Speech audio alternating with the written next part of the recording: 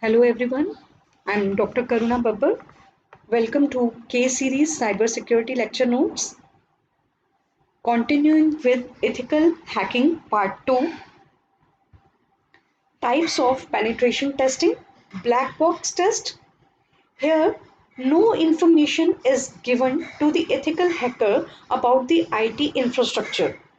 So they have no idea and they start from the scratch and gather as much information as they can. Based on the gathered information, they create and launch attacks to check whether they are successful or not. This not only tests the knowledge of the penetration tester, but it will also test the security implementations that the organization has done to see that they can identify the attack and prevent it in the first phase. So this is the simulation of the malicious hacker scenario where a malicious hacker have no idea about the organization, where he tries to gather the information and then tries to attack the organization. So no knowledge, no source code, they just scan those devices and then try to gain access. Then is the gray box test. Here, some information or knowledge is given to the tester. You can try to think of this by an employee's perspective. A regular employee of an organization who doesn't have extra privileges like an administrator but is just a regular employee, thus that means they have limited access to the organization based on which they get some information or some knowledge of IT infrastructure. So this is the victim of the insider simulation attack where a regular user may want to try to misuse the access and try to gain the access to other devices which they are not authorized. Then comes the white box test. Here, full knowledge of the IT infrastructure is given. So, this is again a simulation of an insider attack, a malicious human insider. This point of time, the person has all the leverage, complete knowledge of IT infrastructure. He could be at an administrative position and then he is trying to misuse their access to see what else he can get and compromise any of the crucial data of the organization. Areas of penetration testing. Network services. It finds vulnerabilities and weaknesses in the security of the network infrastructure. For example, we have switches, routers, firewalls in the network. All of these are devices that we need to configure. If they have not correctly configured or have not been directly secured, they will leave severe vulnerabilities behind. If we as an ethical hacker able to identify these misconfigurations vulnerabilities, we could then easily stop these exploitations. Then is web application. These applications are at server level. Rather, these are softwares that are developed or deployed over a web server. For example, Facebook, if these applications have vulnerabilities within them, they can try to attack the databases or bypass applications and may try to infringe the information. Then is client side. The client side is the side that we users are using the browsers and trying to interact with the applications. Now the browser and operating systems we are using have their own vulnerabilities, thus identifying the client side vulnerability and exploiting it to either hack the client or may trying to get access to the server. And is wireless. This test would examine all the wireless devices which are used in a corporation. Most of the wireless devices are laptops, smartphones, tablets. Through these devices, we try to gain access to other devices connected to the same wireless connection, like in war dialing or war driving. Now the penetration testing tools. We have, as I said earlier, Kali Linux provides us more than 600 tools. Some of the most common tools are Metasploit, Nmap, Nessus, Wireshark, SQLmap. Most of these tools are hosted on Kali Linux operating system. Earlier it was backtrack, now it has no longer continued, and Kali Linux has taken the place of backtrack and has most of the tools for hacking. The first tool I would like to explain here is Metasploit. It is a penetration testing tool. That is, it allows the hacker to craft his exploit or choose their exploits for the vulnerabilities that have been identified by Nessus scanner.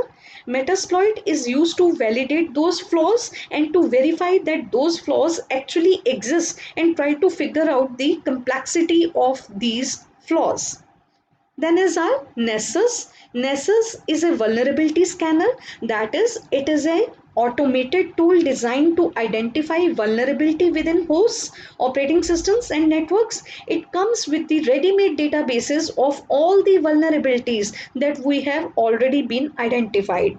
To scan the host against database to find out any possible flaws or any possible vulnerabilities that currently exist on the host network or the operating system. Similarly, we have Acunetics, which is fully automated scanner who can scan HTML5, JavaScript, SQL injections, cross-site scripting, and more than 4,500 vulnerabilities to explore. The essence of ethical hacker is that when these tools churn out the reports, the hacker can understand and analyze these reports and identify their flaws and then graph their own exploits or use existing exploits in a particular manner so that they can get access or bypass the security control mechanisms. Then we have Wireshark. This is a network sniffer tool which can be run in the background while you are doing both the activities using Nessus and Metasploit. That is to keep a track on the data packets sent or received by the network, which will help us analyze those packets. Whenever we run Nessus, Wireshark should be run at the background to capture the data packets, and then we can analyze those data packets to identify what Nessus is actually trying to do. Similarly, when a hacker tries to attack a machine using exploit of Metasploit, hacker run this Wireshark at the background to capture the data packets that have been sent and the responses that the hacker have received from the victim so that he can go through those packets and analyze the responses and attacks, whether it was successful and to what extent it was successful. Basically, it is giving me validation of proof that the activity has happened. Then is our Nmap. Nmap is another automated tool which allows to scan open ports and protocols. The open ports and protocols provide any entry point for a hacker to gain access to the devices. For example, when we connect to a web server, we connect through a web browser, but we automatically connect to port 80 of HTTP or port 443 of HTTPS. So, a web server so if we are connecting to a web server using HTTPS, it is assumed that port 443 of web server is open and accept those connections. Similarly, there may be other services on other ports that may left open and nobody thought of configuring it, and the unwanted services left open and running. So Nmap allows you to scan those ports and services that are being offered by web server so that we can start analyzing the web server, identify the flaws on those servers and then try to attack them. Then we have If. If is an application testing tool which helps us find exploits within an application. SQL Map is another automated tool to find SQL injection attacks. If an application I am running is connected to a database and my Nessus scan tells me that a SQL attack is possible on this particular application, I can easily use this automated tool. It will allow me to automatically craft all the SQL queries that I need for a SQL injection and will do the attack at the same time. So here I need not to create SQL queries manually. SQL Map will automatically do it for me. So you don't have to even draft your SQL queries to search for SQL attacks. Then is the John the Ripper. It is a tool for password tracking. So dictionary attacks, brute force attacks are all done using John the Ripper. The dictionary attack is an attack where we create a list of all probable passwords stored in a text file and run that file against the password tool to see any of those passwords match. The brute force attack is also a password attack, but it uses every permutation and combination of the alphabet that we have, and we are trying to figure out that whether we are able to crack the password or not. We have two types of metasploit attacks, that is the active exploits and the passive exploits. In active exploits, we exploit a particular computer, runs it until execution and then exists. We can use brute force and exists with an error. This is the active exploit. But in the passive exploit, we wait for incoming requests and exploit them as soon as they connect. They can also be used in conjunction with emails and web browsers. So in passive exploits, we create payloads and then send it to victims. Once the victim installs that software, the machine will then initiate a connection to us and our machines will be in a listening mode. From here, from here on, we will try to exploit the vulnerability. Why become a certified ethical hacker? Now, in 1990s, Microsoft's anti-operating system was hacked. In 2013, Adobe 2.9 million accounts were stolen. In the year 2016, according to Kaspersky, 758 million malicious attacks occurred worldwide. In the year 2018, Facebook 30 million accounts were stolen. In the same year, Quora reported theft of 100 million customers' accounts. In 2018, Marriott's 500 million traveler accounts were stolen and manipulated. So these figures are worrisome, and we certainly need certified ethical hackers who can who can make our systems secure. Why become a certified ethical hacker? From the figures, it is clear that we are vulnerable. So, for a certified ethical hacker, increased attacks leading to more job openings, increased demand leading to increased salary, challenge hacker with malicious intent, early boost to your career. It will certainly boost your career, and you will remain up to date with latest technologies also. What is certified ethical hacker certification? Now, certified ethical hacker certification is a well-known certification. It tests the candidate's knowledge of security threats and preventive measures. The CEH exam fee is $500 for the candidates who take up the exam directly without completing training with EC Council. And what is EC Council? It's a professional certification body and must also pay. Then these candidates must has to pay $100 extra for the application fee. The certified ethical hacker exam code is 31250. This exam will have 125 multiple choice questions to be attempted in 4 hours. The pass percentage cutoff varies from 60 percentile to 85 percentile. To be an ethical hacker, you must hold a certification which specializes in ethical hacking. Companies look for the candidates who are globally certified. Now, who can take up the CEH exam?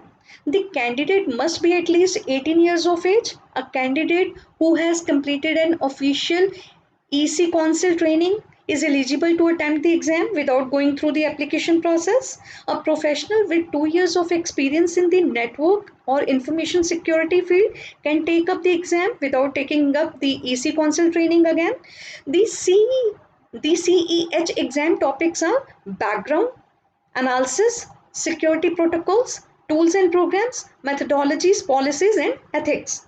Now, the number of questions in CEH exam are on background, that is network and communication technologies, information security technologies, and information security threats are 27.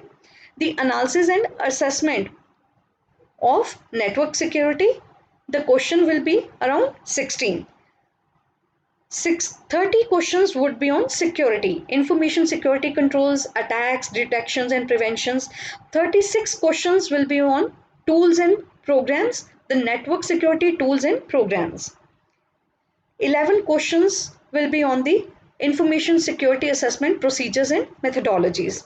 2 questions will be asked for information security laws or laws and acts. And 3 questions will be on information security ethics. Now, ethical hacker can obtain any of the top 5 certifications. The topmost is our certified ethical hacker. It is a well-known certification. A professional with 2 years of experience in the network and information security field can take up the exam. The candidate must be aware of TCP/IP protocols. The exam fee of this certification is $500 and have 125 multiple choice questions to be attempted in 4 hours. The cutoff passing this exam varies from 60 percentile to 85 percentile. After passing this exam, you may get penetration tester or security engineer jobs with an average annual salary package of 91K dollars or rupees 4,75,000 in India. The next certification is of the Global Information Assurance Certification Penetration Tester, that is GPAN. It's another well-known certification for penetration testers. The candidate must understand networking concepts, Windows, Linux operating systems, and also TCP/IP protocols. This exam carries 82 to 115 questions to be attempted in 3 hours and it has 74 percentile pass percentage. The average annual salary of GPAN certified penetration tester is around 96K dollars. Then is our third certification, that is the Offensive Security Certified Professional, OSCP. It is a highly technical certification. It is entirely a hands-on certification and its test is conducted on a virtual network. The exam fee is between $800 to $1,550 depending on the number of days of lab access. The average annual salary of OSCP certified person is around $91,000 to $91,000 or 905K in India. Then is our CompTIA pen tester. It's another certification provider. It is an intermediate level certification. It assesses the vulnerability assessment and the penetration testing skills of a candidate. A minimum of 3 or 4 years of hands-on experience in the information security field and CompTIA Plus or Network Plus knowledge is required for a candidate to get this certification. The passing score of this certification is 750 on a scale of 100 to 900 and the average annual salary of CompTIA certified personnel is 97K US dollar or 5 lakh in Indian market. Then is our licensed penetration tester, that is LPT. It is an expert level certification. It is the ultimate test which tests the candidate's penetration skills. This test differentiates a great penetration tester from a good one. The candidate must be above 18 years of age. A recertification is required after every 3 years. For this certification, it is preferred that the candidate has CEH or ECSA certifications. This exam consists of 3 levels. Each level has 3 challenges. The candidate must pass at least one challenge in order to qualify for the next level. The exam is 6 hours per level. The average annual salary of this certified personnel is 100K US dollar or rupees 82K in Indian market. I hope all the doubts, all the aspects of ethical hacking has been covered in these videos. In my next video, I will cover penetration testing in detail. Thanks for watching.